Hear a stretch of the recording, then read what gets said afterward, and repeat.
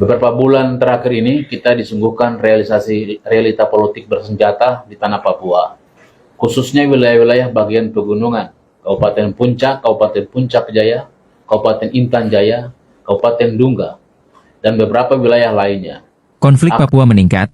Ini 8 pernyataan anggota DPD dan DPR RI Dapil Papua. Konflik bersenjata antara Tentara Nasional Indonesia dan Tentara Pembebasan Nasional Papua Barat, Organisasi Papua Merdeka, TPNPB-OPM, semakin meningkat.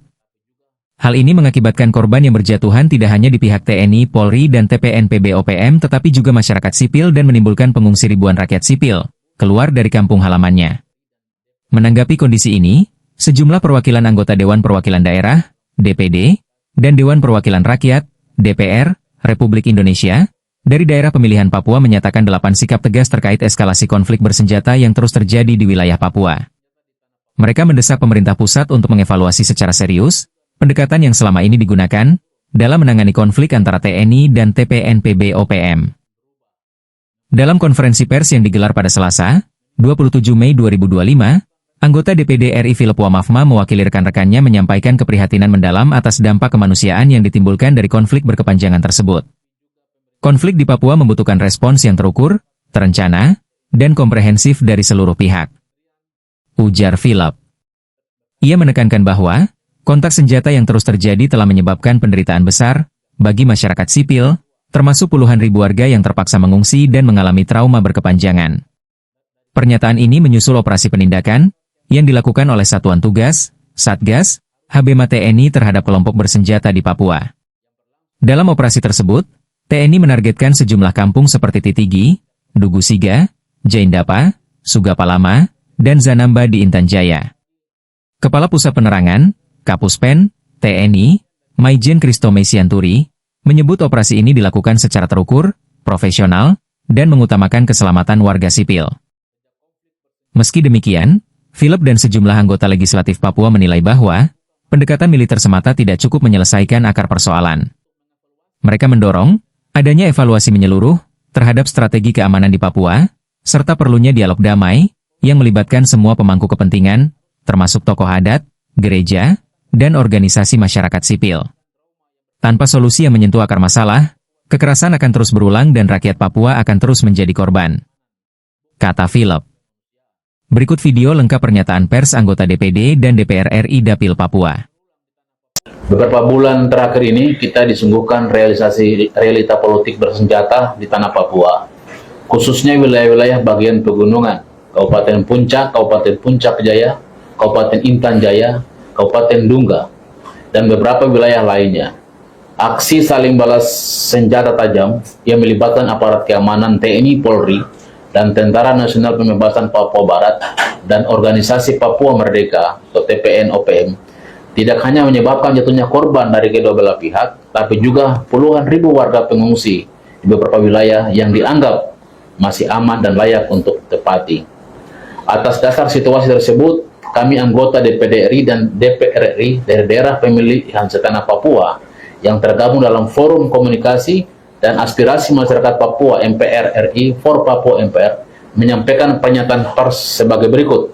1. Konflik bersenjata di tanah Papua yang telah berlangsung sejak lama dan belum juga menunjukkan intensitas yang menurun atau berkurang, bahkan semakin meningkatnya dan berubah, meningkat dan bertambah, membutuhkan respon terukur, terencana, dan komprehensif dari seluruh pihak. Tidak hanya pemerintah daerah, tetapi juga pemerintah pusat yang membawahi aparat keamanan, TNI Polri, serta kementerian dan lembaga yang berkaitan langsung dengan penanganan konflik dari hulu hingga hilir. 2. Eskalasi jumlah korban dari berbagai pihak, baik aparat keamanan maupun masyarakat sipil, harus dipandang sebagai dampak dari persoalan konflik yang berlangsung sejak lama, sehingga penanganan atas situasi tersebut tidak parsial, pragmatis, dan juga pendek, apalagi sekedar mengandalkan penyelesaian dari perspektif keamanan semata. 3. Ribuan korban yang mengungsi sejak konflik bersenjata yang berlangsung beberapa bulan belakangan ini harus membuka mata, pikiran, dan hati pemerintah pusat untuk mengevaluasi kebijakan penanganan konflik di tanah Papua. Pendekatan keamanan dengan pengarahan aparat TNI Polri di tanah Papua harus dihentikan. Kebijakan tersebut hanya akan terus melahirkan trauma yang berkepanjangan dan semakin memperkuat kesan bahwa masyarakat Papua adalah objek pengamanan, bukan subjek kemanusiaan. 4. Konflik yang terus berulang di tanah Papua tidak bisa lagi direspon secara retoris oleh pemerintah pusat.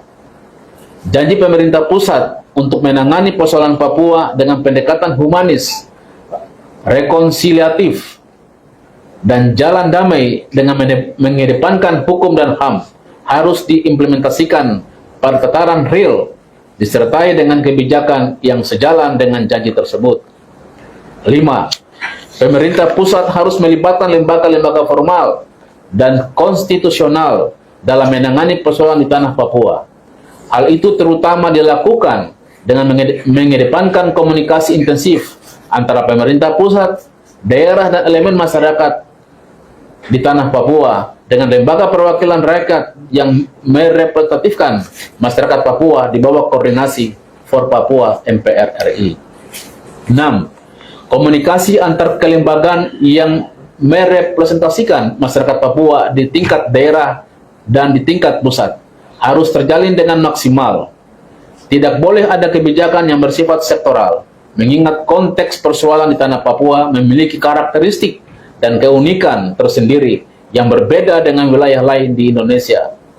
7. Kementerian Politik dan Keamanan, Kementerian Pertahanan, Kementerian Hukum, Kementerian Hak Asasi Manusia, TNI dan Polri, serta seluruh lembaga pemerintah pusat harus memiliki visi yang sama, serta kebijakan yang beriringan. For Papua MPRI akan senantiasa menyediakan waktu dan kesempatan untuk memfasilitasi langkah-langkah bersama dan komprehensif bagi penanganan masalah di tanah Papua. 8. Penanganan persoalan di tanah Papua tidak bisa diselesaikan secara sepihak, melainkan membutuhkan kerjasama seluruh pihak yang berkepentingan dan berwedang di dalamnya. Konflik bersenjata dan ribuan pengungsi yang sedang mempertaruhkan nasib dan masa depan mereka adalah dampak dari kebijakan masa lalu yang keliru. Tanpa komunikasi yang lebih baik, situasi tersebut akan terus berulang dan melahirkan korban-korban yang tidak berkesudahan. Demikian pernyataan pers ini kami sampaikan, semoga dapat menjadi bahan pemikiran dan pertimbangan bagi siapapun yang berkepentingan dengan tanah damai Papua di masa depan. Forum Komunikasi dan Aspirasi Masyarakat Papua, Majelis Permusyawaratan Rakyat